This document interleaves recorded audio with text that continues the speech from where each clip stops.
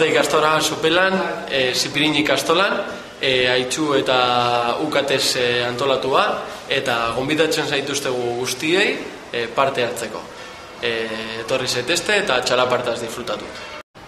Txalaparte ikastaroa, Zipirin eskolan, 20 euroren truke, txalaparte ikastaroa, asteazkenetan arratsaldeko 5:00 6:30. Etorri eta txalapartaz gozatu.